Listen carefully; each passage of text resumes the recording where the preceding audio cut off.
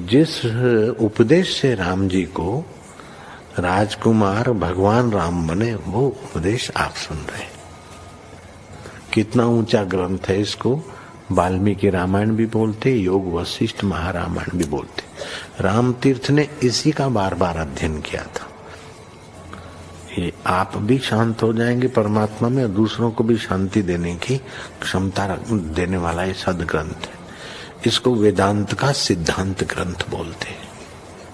दूसरे होते प्रक्रिया ग्रंथ।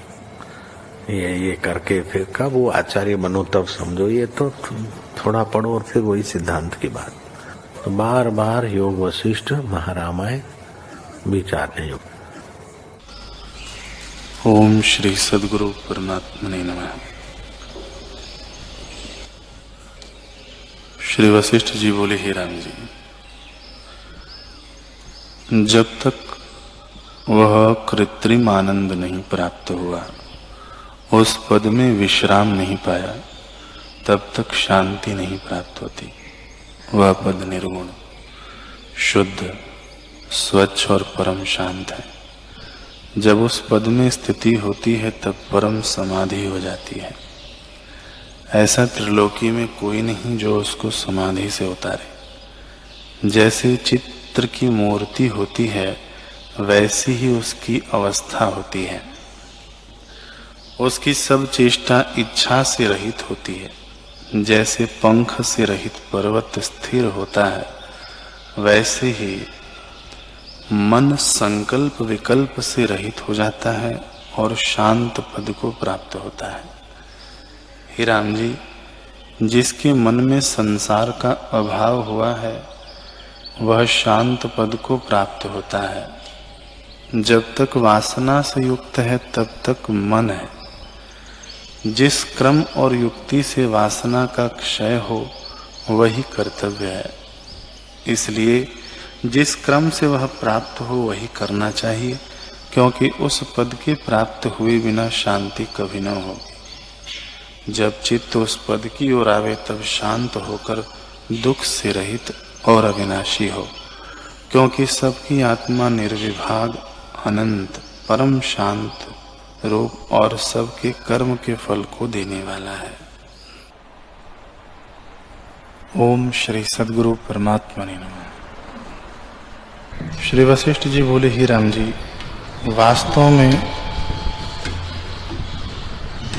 सृष्टि निराकार आकाश रूप है। जैसे सूर्य की किरणों में जलाभास होता है, वैसे आत्मा में सृष्टि है। और जैसे रस्सी में सर्प भासता है, वैसे ही आत्मा में सृष्टि भासती है। हे राम जी, वास्तव में कुछ हुआ नहीं। सर्वदा सब प्रकार आत्मा ही अपने आप में स्थित है। जिनको आत्मा का प्रमाद हुआ है, उनको जगत भासता है। वास्तव में जगत किसी कारण से नहीं उपजा, आभास रूप है। सम्यक ज्ञान के होने पर ब्रह्म अद्वैत भासता है, और असम्यक ज्ञान से द्वैत रूप जगत होकर भासता है। जैसे रस्सी के सम्यक ज्ञान से रस्सी ही दिखती है, और असम्यक ज्ञान से सर्प दिखता है। वैसे ही आत्मा के असम्यक ज्ञान से जगत का भान होता है। हे राम जी, चित्त के फुरने का नाम जगत है। जब चित्त बहिर्मुख होता है तब जगत रूप से भासता है और स्वरूप का अज्ञान होता है। जब अज्ञान होता है तब जगत भ्रम दृढ़ होता जाता है। इससे इस जगत का कारण अज्ञान है। हे राम जी, आत्मा के अज्ञान से जगत भासता है। जब आत्मज्ञान होगा तब जगत भ्रम निवृत्त हो जाएगा। वह आत्मा अपना आप है, इससे आत्मपद में स्थित हो, तब जगत भ्रम निवृत्त हो जाएगा। हे राम जी, अज्ञान से इस जगत की सत्य प्रतीति होती है, और उसमें जैसी जैसी भावना होती है वैसे ही रूप में जगत भासता है। ओम श्री सद्गुरु परमात्मने नमः। श्री वशिष्ठ जी बोले, हे राम जी, जब ऐसे पद को जीव प्राप्त होता है तब उसको वासना के उत्थान काल में भी आत्मा ही भासित होता है, द्वैत नहीं दिखता। हे राम जी, जिस पुरुष की चेष्टा भी होती है पर जो संकल्प विकल्प से रहित है वह सदा मुक्त रूप है, उसको कोई कर्म बंधन नहीं करता, क्योंकि कर्म और साधन का अभाव हो जाता है। जिस पुरुष को जगत नीरस हो गया है उसको विषयों की तृष्णा कैसे हो, और जब तृष्णा न रही तब दुख कैसे हो। दुख तब तक होता है जब तक विषयों की तृष्णा होती है, और विषयों की तृष्णा तब होती है जब अपने स्वभाव को मनुष्य छोड़ देता है।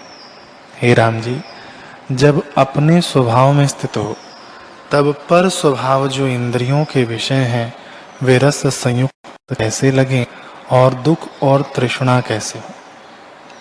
हे राम जी, जब मनुष्य अपने स्वभाव को जानता है तब निर्वाण पद को प्राप्त होता है, जो आदि और अंत से रहित है।